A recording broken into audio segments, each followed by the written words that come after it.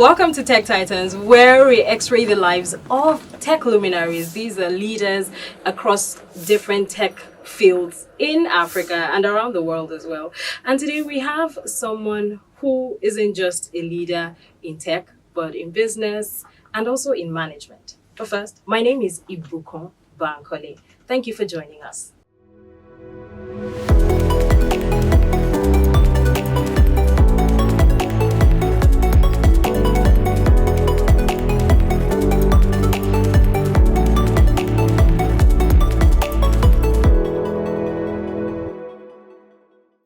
So our guest is Mr. Lanre Basamta. He's the co-founder of Optimus AI Labs, and he brings almost 2 decades across tech, business, and management in stellar organizations. I mean, global organizations that let me just not mention. Let me just welcome him and appreciate you for being our guest today. Thank you for joining us. Thank you, Ibukun. It's such a pleasure and a thrill to be here, and I'm thrilled to share some of my experience, and hopefully we'll have an interesting conversation. So I didn't want to just immediately list all the places you worked, right? So that as we go along and you're saying, no, so when I was here, we're like, oh wow, oh Okay. wow, oh wow. But before we get to all these multinationals that you have steered and, getting to you founding or co-founding a great business that is serving Africa, what exactly was growing up like for you? Thank you. I mean, now when I think about it, I think my story mirrors the life of an average guy from an average middle income family in Nigeria. I tell people in my time, from the late 70s to the 80s, an average nuclear family typically had 4 children. And that was the same. I had three sisters. We lost one earlier this year, unfortunately. Yes, and then my dad and my mom were all born here in Lagos. I went to military school because right about that time in Nigeria, military schools were the in thing. So I schooled in Command Children's School, Ikeja. Unfortunately, I think about 23 years ago, there was some bomb blast at the cantonment in Maryland. That was where my primary school was. I schooled up country in Command Secondary School, Jos, in Plateau State. It was one of the most memorable, not necessarily pleasant, but it was memorable 6 years of my life. And then I did some diploma program in LASU before I wrote JAM. I tried to escape, like very much young people in my days. I thought I was going to move to the States. It didn't happen. Then I studied political science, went for NYSC, got back, and I've been working the last 20 years or thereabouts. Wow. Working the last 20 years. Yeah. Now, Nigeria was quite good back then. Even though back then, I'm sure they were also saying, Nigeria, what's that mantra? Nigeria go better or you go better. But as much as it was good, so it was easy for people to finish university and begin their career. Was it that easy for you? Or how did you navigate or how did you begin your career? I'm not particularly sure that Nigeria was. It was easy to finish and begin your career. I must admit that things were not as rough. I finished school in 2004, and to God's glory, I was privileged to get a job just 2 months after I finished from the university. I'd not even served. I got the job from someone in my church who clearly saw potentials in me that I didn't see for myself. And he offered me a job to be traffic executive, which was a fine name for just being a boy. But it was cool. It was an advert agency, and I took on the role with a lot of verve and excitement. And the beautiful thing about my career was I was just in the role for a couple of months, and my then CEO clearly saw that I was called for more. He sent me to training schools. Then we used to have Fit Foundation. I hope they're still there in Ijora. He sent me to the best marketing training, and he had a wonderful library. He gave me access to his marketing books. My best professional book till date is still written by RAs, the 12 Immutable Laws of Branding and the 12 Immutable Laws of Marketing. Those were my earliest marketing books. And I realized that fundamentally I was made for marketing. So I was fortunate. I'm not going to lie. My first salary was 7,000 naira.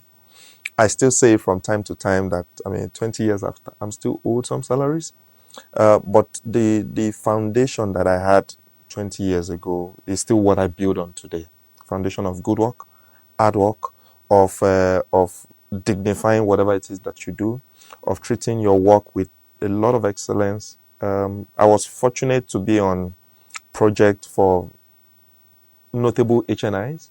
Olorogun Ortega Emel, for example. The first brand I worked on was Sure Start, which still exists today. So I took my job with a lot of seriousness.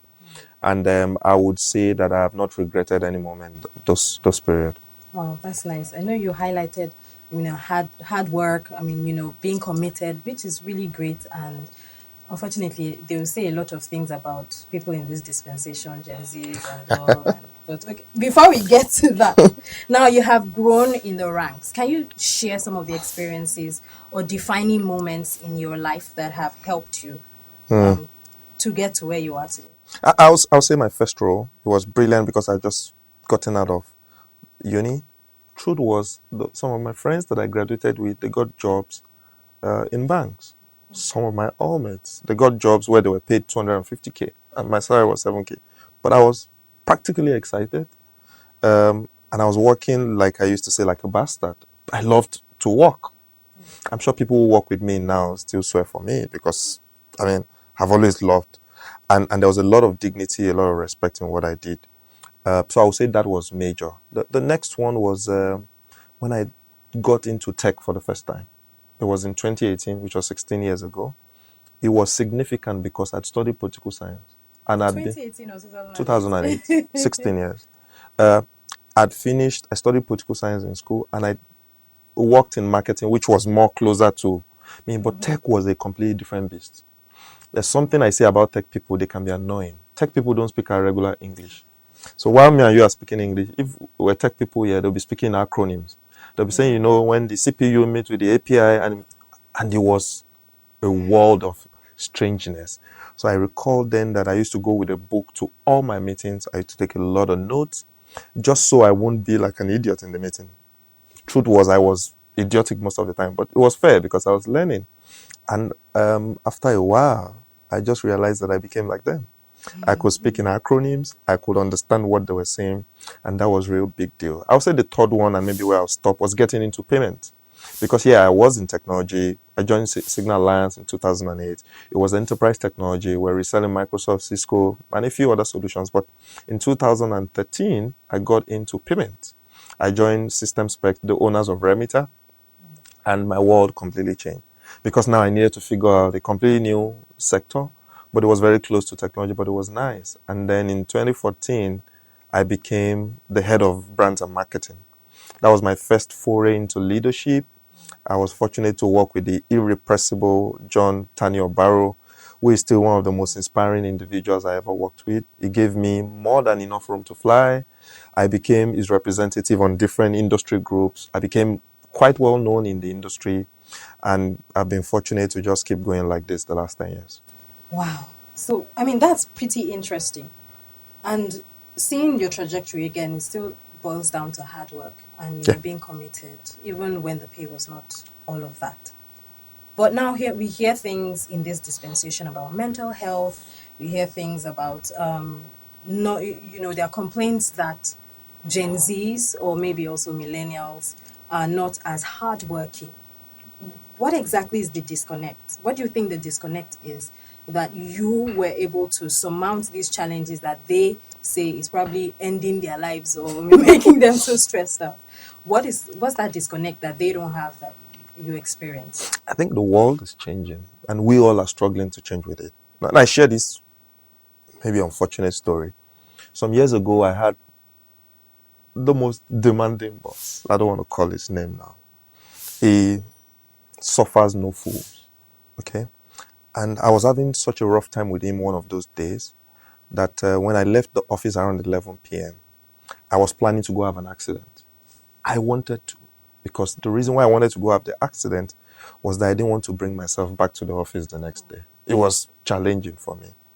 But the drama then was that I felt this was normal. The world of work was rough. You get the job done, you shape in or you shape out. And if your boss gives you hell, you dust up the next day and you resume. And that was all I knew. I was having a rough day, so I didn't want to come to the office the next. I was thinking, how will I avoid the office if I jam my car like this and did like that? But the world is completely different. Mental health is not just a big drama today, it's a big consideration. And since 2020, when we're all locked in, it started first with the Me Too campaign, where women started having not just a voice, but they were provided the platform to articulate themselves. The world of work has changed. And so we now need to be more conscious because the whole world locked itself up for more than 12 months. We had maybe the highest spike in suicides, in mental health breakdown. And so we're seeing more clearly than ever before that people's state of mental health could impact their output. And for some reason, we have maybe two generation of bunnies, of noodles, people who are very emotionally sensitive. You have to be careful about the words you say, how you say them.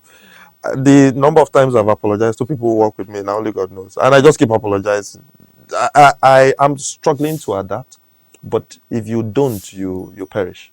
And so it's a world where this new reality we all have to change because you can't get the work done alone. So mental health is a real thing now, and the leader who becomes relevant and effective is the one who is sensitive to these things and is able to work with it effectively. Okay, so that, I think that speaks to emotional intelligence. Yeah, but also not just emotional intelligence, is acknowledging the mental state of people. I'll tell a story.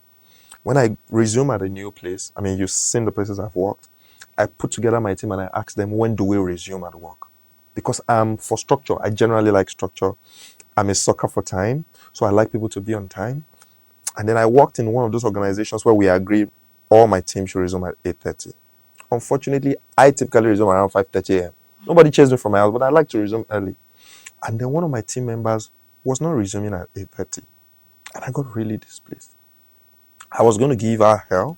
I spoke to one of my mentors. She was younger than me. And she said, instead of giving her hell, talk to her. I said, okay. So I called her and I said, hey, we agreed we're going to resume at 8:30. Why are you not resuming at 8:30? Her response, she was then living with her aunt who had terminal breast cancer. I, as her boss, wouldn't have known. Neither would I have cared much. We set a standard. She had the responsibility to tell me that she had family issues. She didn't. But mental health is such a big issue that if you want to be a leader who is effective, you have to go beyond your responsibilities as a professional line manager or leader to understand your people, understand their state of play. She was in a mental turbulence at that time and she couldn't bring herself to tell me. So she was just not coming to work on time. And so you need to acknowledge that these things exist and need to have to deal with it much better. And then emotional intelligence will allow you to relate more better, more effectively, and connect to them. Because what is leadership if not inspiring people? Yeah. All right. Now, we've spoken about from the perspective of leaders. Now, for Gen Zs and people who are just starting their careers, based off of your experience so far, what would you advise them to do in this dispensation where we have multiple generations still working and how they can relate with their bosses? I would say that you have more opportunities to succeed now than we had. The world of work, and I like to think I'm young, so don't let me sell myself off as a as a dinosaur. I think that because there's not a lot of mental fortitude today, if only you were mentally strong, you would excel. If only you were particularly concerned about excellence, you will. There's not a lot. I mean, I tell this story about Mr. Biggs. If you've been around like myself for some time, about 30 years ago, Mr. Biggs was the biggest eatery, restaurant, food chain in Nigeria. And I tell people, do you know why Mr. Biggs was the best? Because first, they were the only one. And for a long time, they were the only restaurant that had car park, doormen, and ACs. That was the three things they were doing. So everybody every weekend that didn't want to eat at home went to Mr. Biggs because they were the only one. You could park there, somebody will open the door and there was AC. And so when other brands started having car park, ACs and doormen, There's that nothing brand wrong. started suffering. Because you know what? When there's not a lot of excellence around, you just need to do some bit. But when excellence becomes commonplace, now in this age where everybody has such laxities in their mind, they are inexcellent, they don't respect time, they don't respect bosses, they're always complaining, they work from home and watch Netflixes, you just need to be a bit excellent. You'll be better than everybody else. So I think that for young people who want to really excel in their career, pay attention to time, understand your bosses matter, understand that your word is your bond, understand that there's value in work, I mean, even if you're going to start your business, there is a lot of value, and that character always trumps performance. If you were like that, you would always excel. Like they say, cream always rise to the top. That's cream always rise to the top. That's really that's something I have to probably write down and paste it on Yeah, my resume. cream of the crop. Yeah, the cream of crop. Okay, so we've spoken about them from the perspective of leaders, perspective of pretty much Gen Zs or younger professionals. You started tech 2008 Yeah. when tech was pretty much, would I say, rising in Africa and all of that. What was that thing that helped you to stand out? You've said, I know that you've spoken about hard work, commitment, and other things. What's that thing that helped you to stand out, like you said, in the space of being among people who you are? Like learning something new. You're learning something new and you're quiet, you're learning more, you don't want to look stupid. In this day and age, people are upskilling, reskilling. There's need for that. And so, what are those things that you used, those steps that you took to ensure that you pretty much don't look stupid, but then you learn voraciously, aggressively, and become one of the best? Because there are a lot of skills that people need to learn these days, and people are confused about how to go about it. I'll say the first is learning, like just as you said. I mean, all my life now, I mean, maybe not all my life, but since 1997, which is about 17 years, no, 27 years, I've read averagely 5 hours a day every day for 27 years. And I think what it helps you with is that you gain mastery without knowing. I've just been better than others because I read. Now, even when I wasn't good, when I didn't know about technology, I just read. And it helps because technology is wide, and then is fastly evolving segment. So new things are coming up every day. And so if you studied and studied and studied, you will improve. I mean, that's the first one. But if you moved away from just studying, I think the next thing you need to do is networking. Like I said, I was fortunate to work with John Tanio Barrow, okay? And the big achievement working with him was that he exposed me to the larger industry, okay? His big achievement working with me then was that he allowed me to be exposed to the big industry associations and industry groups. So, for example, for about 8 years, I was the general secretary of the Institute of Software Practitioners of Nigeria. I was the only employee on I mean, everybody else were founders of businesses. And because I was representing John Obara, I was there. I was one of the founding members of the FinTech Association of Nigeria. I was one of the founding members of the FinTech 1000 Plus. And I've been founding members of different industry groups. What it does is that you are your network, like my pastor says, determines your net worth. People know you. You gain credibility because people say, I can call on Larry, I know what he does. And so networking is really, really powerful. And then the third thing I'll talk about is what is one of the principles of agile methodology that we use at work to deliver projects. It's called inspect and adapt. One of the reasons why we're called higher animals is because we can reflect. We can evaluate what we've done well or not. Animals are not like that. That's why animals still have sex publicly. If they knew that people don't dig what they do, they'll find a room. But we are not animals. And it's the same thing with our careers. We need to spend some time and think, is it going the way it should? What else do I need to do to and you can talk to mentors to evaluate. If you can't self-evaluate, you can ask others to.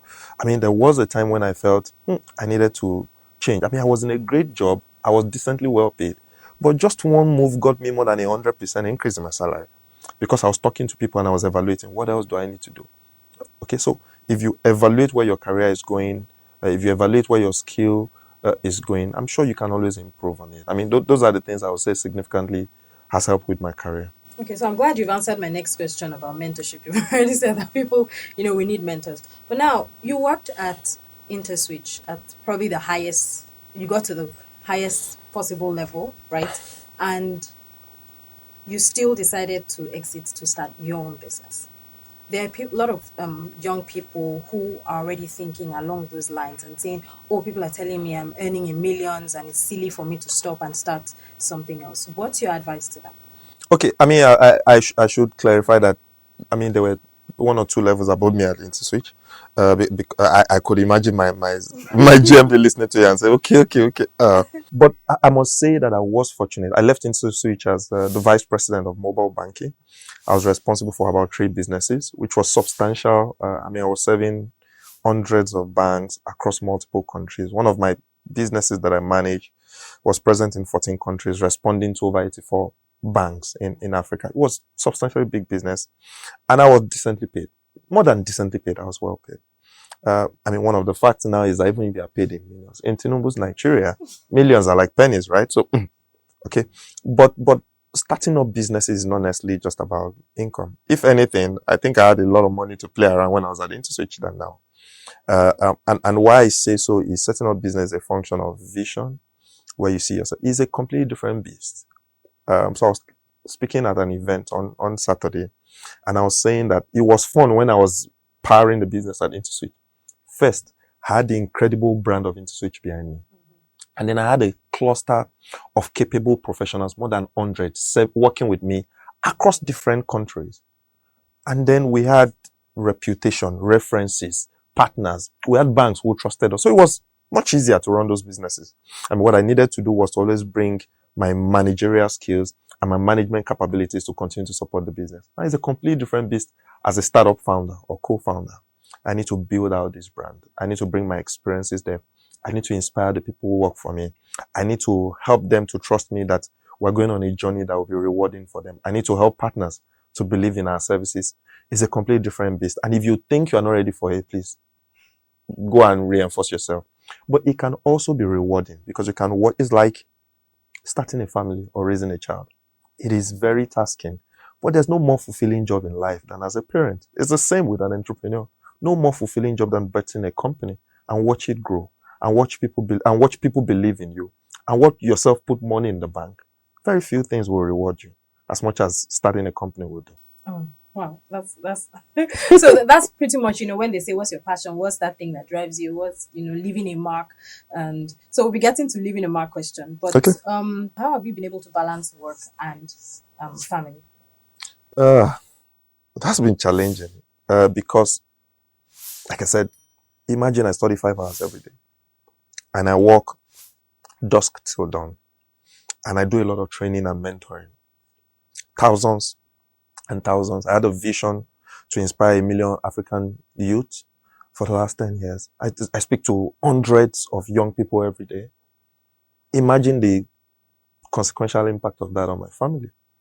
And so what I do is to try to spend quality time. I have kids they have the power of Goliath. They're never tired.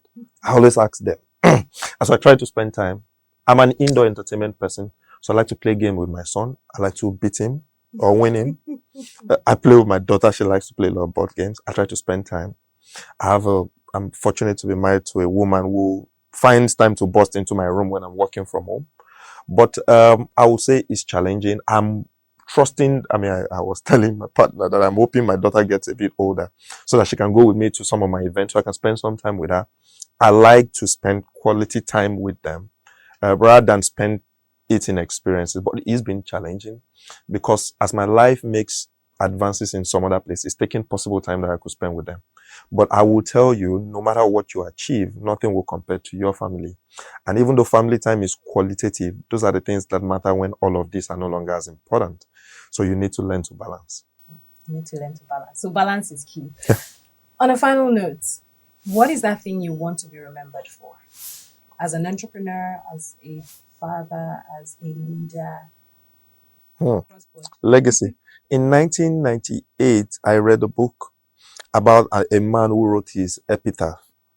And he said, here lies, I can't remember his name. He lived, he laughed, and left. And I was young in 98, and I imagined my own epitaph, what they should write on my tombstone. Here lies Lanre, who lived, who laughed, who loved, who learned, and left. At the end of the day, that's it. I will laugh a lot. I learned a lot. I hope I inspire young people to find their best life. I wonder why I'm still in Nigeria when many of my friends have relocated and why. And I tell them that I don't think I'll make as much impact elsewhere than here, where many of my young friends are already disadvantaged. And I'm convinced that I can help them to find their best life. So I hope I will be remembered as that person who contributed. I laughed, I lived, I learned, and I live well, hopefully into my good old age. Hopefully. Oh, thank you so much, Mr. Lanre Basamta, for being our guest today. You've highlighted a whole lot in this short period of time. I mean, the need for commitment, hard work, Yeah. mental resilience. Yeah. It's a whole lot for us to chew on and think about our lives pretty much. All right, that's all on Tech Titans today. And we've had Mr. Lanre Basamta. If you haven't learned anything, make sure you live, love, laugh, and ensure that you impact everyone around you the much you can. My name is Ibukumba Ankoli. Join us for another exciting, interesting time on Tech Titans.